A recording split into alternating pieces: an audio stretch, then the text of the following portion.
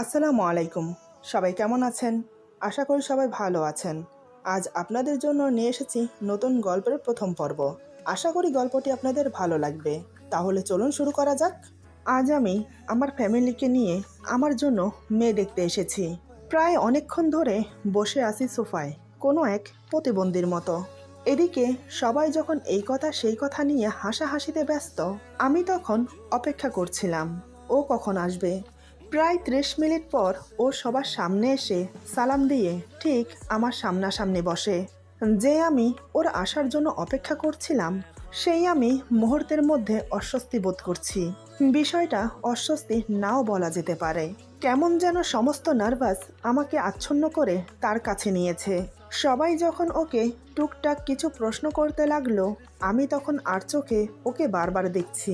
ওর মুখ দেখে এটা বুঝতে পারলাম সে আমাকে কিছু বলতে চায়। আপনারাও ভাবছেন তো যে আর চোখে মুখ দেখে কিভাবে বুঝলাম? কারণ আমি একজন বিজনেসম্যান। সেই ১৭ বছর বয়স থেকে বাবার সাথে মাঝে মধ্যে অফিসে যাওয়া শুরু করি। বাবা বলতো, একজন বিজনেসম্যানের চোখ জোহরের চোখ হতে হয়। সামনে বসা ব্যক্তির চোখ মুখ দেখে বুঝে নিতে হবে সেই মানুষটা কতটা সুবিধার বা অসুবিধার। যাই হোক, এদিকে ব্যাপারটা আমার ছোট মামার চোখে এড়ালো না। তিনি সেই প্রথম থেকে খেয়াল করেছে আমি কেমন জানি মেয়েটির দিকে তাকিয়ে তাকিয়ে উসখুস করছি। তাই খানিক বাদে আমার মামা কৌশলে আমাদের দুজনকে কথা বলার জন্য ব্যবস্থা করে দেয়। মেয়েটিকে বলা হয় আমাকে নিয়ে ছাদে আসতে। এরপর ছাদে এসে দুজন কিছুক্ষণ নীরবতা পালন করলাম। আমি কি বলে ওর সাথে কথা বলা শুরু করব বুঝতে পারছিলাম না। সে মাথায় ঘুমটা দিয়ে জোরোসোরো হয়ে চুপ করে দাঁড়িয়ে আছে। আমি ইতস্তত হয়ে ওকে সালাম দিয়ে জিজ্ঞেস করলাম, আপনার নাম কি? সে আমার দিকে একটু তাকায়। এই তাকানোর মাঝে একটা অর্থ বোঝা যাচ্ছিল। সেটা হলো, ঢং ধরেছেন? নাম তো ঠিকই জানেন। এবার সে আস্তে করে বলে, আমার নাম ফারিয়া আক্তার তিশা। আমি বললাম, নামটা সুন্দর, ঠিক আপনার মতো। সে চুপ করে তাকিয়ে থাকে। এরপর চারিপাশটায় আবার নীরবতা ভর করে। কিন্তু এই নীরবতা আমাকে বেশিক্ষণ পর্যন্ত গ্রাস করতে পারেনি। আমি ফের ইতস্তত হয়ে বললাম, আমার নাম জিজ্ঞেস করবেন না? তিশা ইতস্তত হয়ে বলে, আমি জানি আপনার নাম মোহাম্মদ আদি চৌধুরী। ওর কথা শুনে আমি মৃদু হাসি দিলাম। এদিকে বিকেলবেলার রোদের ছায়াটা আস্তে আস্তে করে হারিয়ে যাচ্ছে, আর আকাশের মেঘগুলো আমাদের মাথার উপর দিয়ে বয়ে বেড়াচ্ছে। এই ছায়া আর আকাশের মেঘের সংমিশ্রণে পরন্ত বিকেলের সৌন্দর্যের আভা আমি মুগ্ধ হয়ে দেখছিলাম। এদিকে আমি ভাবছি ওকে আর কি বলা যায়। আবার মনে মনে ভাবছি ও যেটা বলতে চায় সেটা বলছে না কেন। দোটানা মন নিয়ে যেই আমি বলতে যাব, পাত্র হিসেবে আমাকে আপনার কেমন লেগেছে জানতে পারি? কিন্তু এই কথা বলার আগেই তিশা গম্ভীর হয়ে আমাকে বলে, আপনাকে কিছু কথা বলতে চাই। আমি মাথা নাড়িয়ে হ্যাঁ সূচক সম্মতি দিয়ে বললাম, বলুন। সে আরও একটু সময় নিল। তারপর আমার দিকে তাকিয়ে বলে, আমি বুঝতে পারছি না আপনাকে কথাটা কিভাবে বলবো, বা আমার বলা উচিত কিনা। আসলে আমার একজনের সাথে রিলেশন আছে। ওর মুখে এমন কথা শুনে আমি কিছুক্ষণের জন্য চুপ হয়ে গেলাম। তবে বিষয়টা আমি মারাত্মকভাবে নেইনি, কারণ এই সময়টায় এসব বিষয় হার হামেশাই হয়। আমি বললাম, পরিবারকে জানাননি কেন? তিশা বলে, বলার মতো একটা পরিস্থিতি থাকতে হয়। সেই পরিস্থিতিটা আমার জন্য এখনো আসেনি। সুজন এখনো চাকরির জন্য চেষ্টা করছে। ভেবেছিলাম চাকরিটা পাওয়ার পরই বিষয়টা নিয়ে বাসায় কথা বলবো, কিন্তু তার হলো কই। আমি কিছু না বলে গম্ভীর হয়ে ওর দিকে কিছুক্ষণ তাকিয়েছিলাম। তারপর পায়চারি করতে লাগলাম। তিশা আমার দিকে অদ্ভুত দৃষ্টিতে তাকিয়েছিল। সে মনে মনে ভাবছে আমি এমনভাবে পায়চারি করছি কেন। অনেকক্ষণ পর আমি পায়চারি বন্ধ করে বললাম, আপনাদের সম্পর্কটা কি খুব গভীর? আমার প্রশ্নের কী উত্তর দেবে বুঝতে পারছিল না সে, কিন্তু আমার এই কথার ধরনটা ঠিকই বুঝতে পেরেছিল। তারপর সে খুব স্বাভাবিকভাবেই বলে, আপনি যেমনটা ভাবছেন তেমন কোনো সম্পর্কই হয়নি। সম্পর্কটা শুধু ভালোবাসার মধ্যেই সীমাবদ্ধ। এই প্রান্ত থেকে অপর প্রান্তের মানুষটাকে মিস করার মতো। আর শত শত অনুভূতিটাই হচ্ছে আমাদের সম্পর্ক। আমি একটু মাথা চুলকিয়ে বললাম, ঠিক আছে, এটা কোনো ব্যাপার না। আপনি চাইলে আপনাকে আমি সাহায্য করতে পারি। তিশা আমার সাহায্যের কথা শুনে ভ্যাবাচাকা খেয়ে বলে, কিরকম? আমি বললাম, সুজনের সাথেই যেন আপনার বিয়েটা হয়, এই ব্যাপারে একটু হেল্প না হয় করলাম। তবে একটা শর্ত আছে, বোঝেনি তো, আমি একজন বিজনেসম্যান। ছোট বড় ডিল করতে করতে অভ্যাস আমার। তাই ধরে নিন এই শর্তটাও একটা ডিলের মতন। তিশা ভ্রু কুঁচকে আমার দিকে তাকিয়ে বলে, শর্ত? কিসের শর্ত? আমি বললাম, কিসের শর্ত সেটা না হয় পরে বলছি। প্রথমে আমি আপনার বাবা মায়ের কাছ থেকে সময় নেব। এই বলে আপনি আর আমি দুজনকে ভালোভাবে চেনা জানার একটু প্রয়োজন আছে। দুজনে একটু বুঝে তারপর ডিসিশন জানাবো। আর শর্ত হচ্ছে, সুজনকে আমি চাকরি দেব। তবে সুজনের চাকরি হওয়ার পরেও এই বিষয়টা বাসায় জানাবেন না। কম করে হলেও 3 মাস জানাবেন না। এই জন্য জানাবেন না কারণ মানুষ পরিবর্তনশীল। টাকা পয়সা মানুষকে পরিবর্তন করে দেয়। আমার মতে সুজনকেও বোঝার দরকার আছে। সুজনকে বোঝার পর তার পরিবর্তন আপনার কাছে যদি পছন্দ না হয়, তাহলে কিন্তু আমাকে বিয়ে করতে হবে। রাজি? এটাই হচ্ছে আমার শর্ত। সে আমার দিকে অপলক্ষীনভাবে তাকিয়ে আছে। আমি বললাম, সিদ্ধান্ত নিতে তাড়াহুড়োর কোনো প্রয়োজন নেই। আপনি চাইলে 30 মিনিট সময় নিতে পারেন, মাত্র 30 মিনিট সময়। এই 30 মিনিট সময় কিন্তু অনেকটা সময় ভাবার জন্য। 60 সেকেন্ডে 1 মিনিট, আর 30 মিনিটে আধা ঘন্টা। বুঝতেই তো পারছেন, অনেকটা সময়। ভাবুন, ভেবেচিন্তে উত্তর দিন। এই বলে আমি রেলিং ধরে দাঁড়িয়ে পড়লাম। বেশ কিছুক্ষণ সময় কেটে গেল। তিশা আমার শর্ত শুনে বেশ কিছুটা অবাক হয়। তারপর ভুরু কুঁচকে আমার দিকে তাকিয়ে খুবই কনফিডেন্সের সাথে বলে, আমার সুজন কখনো এমন হবে না। সে আমাকে যথেষ্ট ভালোবাসে। তার প্রতি, তার ভালোবাসার প্রতি আমার বিশ্বাস আছে। আমি মুচকি এসে বললাম, তাই বুঝি? তাহলে আপনি আমার শর্তে রাজি আছেন? তিশা বলে, হ্যাঁ, আমি আপনার শর্তে রাজি আছি। আমি বললাম, ভেবে বলছেন তো? কারণ এখনও কিন্তু আপনার হাতে টাইম আছে, আরও ভাবতে পারেন চাইলে। তিশা বলে, এখানে ভাবাভাবির কি আছে? আমি জানি আমি জিতব। আমি বললাম, বিশ্বাস করা ভালো, তবে কাউকে অন্ধের মতো বিশ্বাস করা এটাকে বোকামি ছাড়া আর কিছুই বলে না। আচ্ছা, যাই হোক, হার জিত কার হয় সেটা পরে বিবেচনা করা যাবে। তবে আপনি কিন্তু কথা দিয়েছেন, যদি শর্তে হেরে যান তাহলে কিন্তু আমাকেই বিয়ে করতে হবে। আচ্ছা, এই নিন আমার কার্ড।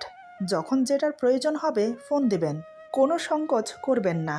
আর কালকে সুজনকে আমার অফিসে পাঠিয়ে দেবেন। তবে হ্যাঁ, সুজন যেন জানতে না পারে। আশা করব এই বিষয়ে আপনি সুজনকে কিছুই বলবেন না। এখন চলুন নিচে যাওয়া যাক, সবাই নিশ্চয়ই আমাদের জন্য ওয়েট করছে। ওকে কথাগুলো বলে আমি মনে মনে ভাবছি, তিশা, তুমি এতটাই বোকা? তুমি জানো না কার ফাঁদে পা দিয়েছ। আদি চৌধুরী আজ পর্যন্ত কোনোদিন হারেনি, আর হারবেও না।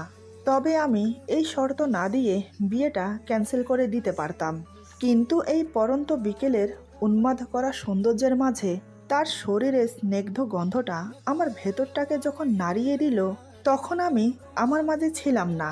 যেন আমি সূর্যের উত্তাপ রোদের থেকে বাঁচার জন্য তিশা নামক ছায়ার আঁচলে আশ্রয় নিয়েছিলাম। আজ প্রথম মেয়েটিকে দেখতে এসে আমার কাছে মেয়েটিকে এত ভালো লেগে গেল। নিজের করে পাওয়ার স্বাদ জাগলো মনে। ছলে বলে কৌশলে ওকে তো আমি আমার করেই ছাড়ব। যাই হোক, কথা বলার 30 মিনিট পর পরিবারের সবাইকে বিষয়টা বললাম। আমাদের দুজনের একটু ভালোভাবে চেনা জানার প্রয়োজন আছে। দেখলাম কেউ কোনো আপত্তি করল না। তারা আমাদের কথায় সম্মতি জানায়। তার পরের দিন সুজন আমার অফিসে আসে। ছেলেটা দেখতে অমায়িক, ভালো, ভদ্র, এমনকি দেখতেও হ্যান্ডসাম। তিশার পছন্দ আছে বলতে হয়। আমি সুজনের ইন্টারভিউ নিয়ে চাকরি কনফার্ম করে দিলাম, সাথে অ্যাপয়েন্টমেন্ট লেটার দিয়ে দিলাম। বলে দিলাম কালকে থেকে যেন জয়েন করে। চাকরিটা পেয়ে সুজন মহা খুশি। সে আমার অফিস থেকে বেরিয়ে তিশাকে ফোন দেয়, চাকরি হয়ে যাওয়ার খবরটা তাকে জানায়। এটা শুনে তিশাও খুব খুশি। সন্ধ্যার দিকে আমি অফিস থেকে বাসায় ফিরে ফ্রেশ হয়ে খাওয়া দাওয়া করতে করতে রাত 8টা বেজে গেল। নিজের রুমে গিয়ে হেলান দিয়ে একটা বই পড়ছিলাম। ঠিক তখনই আমার ফোনটা বেজে উঠল। অচেনা একটা নাম্বার। কে হতে পারে এ সময়?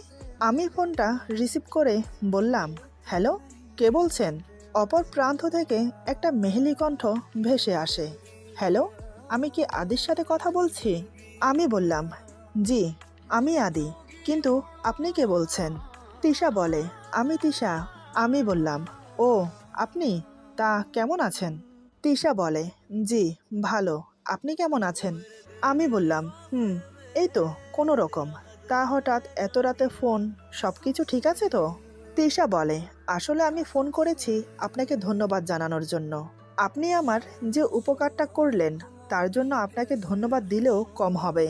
আমি বললাম, আরে না না, এখানে ধন্যবাদের কি আছে? আমি তো একজন সাধারণ মানুষ হিসেবে সাহায্য করলাম মাত্র। তিশা বলে, তবুও এটা না বলে পারছি না, আপনি একজন ভালো মনের মানুষ। আমি বললাম, জানি না কতটুকু সত্য, তবে যে যার কর্ম অনুযায়ী ফল পায়। এভাবে আরও কিছুক্ষণ কথা বলে ফোন রেখে দিলাম। তবে আমার মুখে রহস্যময় হাসি। এভাবেই বেশ কিছুদিন চলল। সুজন প্রতিদিন নিয়ম অনুযায়ী অফিসে আসে। কাজের প্রতিও খুবই মনোযোগী। সবার সাথে ভালো একটা বন্ধুসুলভ সম্পর্ক হয়ে গেছে। 1 মাস খুব ভালোই চলল। এরই মধ্যে সুজন অনেকটা পরিবর্তন হয়ে গেছে। যাই হোক, একদিন আমি অফিসে বসে একটা ফাইল চেক করছিলাম। এমন সময় হঠাৎ মোবাইলটা বিকট শব্দ করে বেজে ওঠে। ফোনের স্ক্রিনের দিকে তাকিয়ে দেখি তিশার নাম্বার ফোনের স্ক্রিনের উপর জ্বলজ্বল করছে। এটা দেখে আমার মুখে হাসি ফুটে উঠল। আমি দেরি না করে তৎক্ষণাৎ ফোন রিসিভ করলাম। আমি বললাম, বলুন, কেমন আছেন? অনেক দিন পর কল করেছেন, তা হঠাৎ কি মনে করে? তিশা বলে, আমি ভালো নেই, আপনি কেমন আছেন? আমি বললাম, ভালো আছি। তা আপনি কেন ভালো নেই জানতে পারি? যদি আপনি বলতে চান তাহলে বলতে পারেন আমাকে। তিশা বলে, প্রথমত আমি বলি যে আমি আপনার থেকে বয়সে ছোট, তাই আপনি আমাকে আপনি করে না বলে তুমি করে বলতে পারেন। আমি বললাম, অনুমতি দেওয়ার জন্য ধন্যবাদ। এবার বলো, কি হয়েছে তোমার? তিশা বলে, আসলে হয়েছে কি, সুজন কেমন জানি হয়ে গেছে। আমি বললাম, যেমন? তিশা বলে, সুজন এখন আগের মতো আমার সাথে কথা বলে না। কেমন যেন এড়িয়ে এড়িয়ে চলে আমাকে। আগের মতো ঠিক সময় দেয় না। ফোন করলেই বলে, এখন কাজে বিজি আছি, পরে কথা বলবো, এই বলে ফোন কেটে দেয়। কিন্তু পরে আর ফোন দেয় না। রাতে ফোন করলেও বলে, আমি খুবই টায়ার্ড, ঘুমোবো। কি হচ্ছে বলুন তো আমাকে? সত্যিই কি ও খুব ব্যস্ত? আমি বললাম, না, অফিসে তো আপাতত তেমন কোনো কাজ নেই। এখন তো সন্ধ্যা 6টার দিকে অফিস ছুটি হয়ে যায়। আচ্ছা, তুমি একটা কাজ করো, তুমি বরং ওকে বিয়ের প্রস্তাব নিয়ে আসতে বলো তোমাদের বাড়িতে। তারপর দেখো ও কি বলে। আর একটা কথা, যাই হয়ে যাক আমাকে জানাবে, কখনো ভেঙে পড়বে না। আমি আছি তোমার পাশে সব সময়, বিশ্বাস রেখো। তিশা বলে, ঠিক আছে, আমি ওকে আজকেই বলবো। আমি বললাম, বলে দেখো কি হয়। এরপর আর কিছুক্ষণ কথা বলে ফোন রেখে দিলাম। ফোন রেখে মনে মনে হেসে উঠলাম। এই হাসি তাচ্ছিল্যের বা রহস্যের হাসি নয়, এই হাসি জয়ের হাসি। ও, আপনাদেরকে তো আমার পরিচয় দেওয়া হয়নি। ছোট্ট করে আমার পরিচয়টা দিয়ে রাখি। আমার নাম মোহাম্মদ আদি চৌধুরী। ফ্যামিলিতে মা, বাবা, বড় ভাই আর আমি আছি। বড় ভাই আবিদ বাবার বিজনেস নিজের হাতে সামলায়, আর আমি কয়েক বছর আগে নিজের বিজনেস দাঁড় করিয়েছি।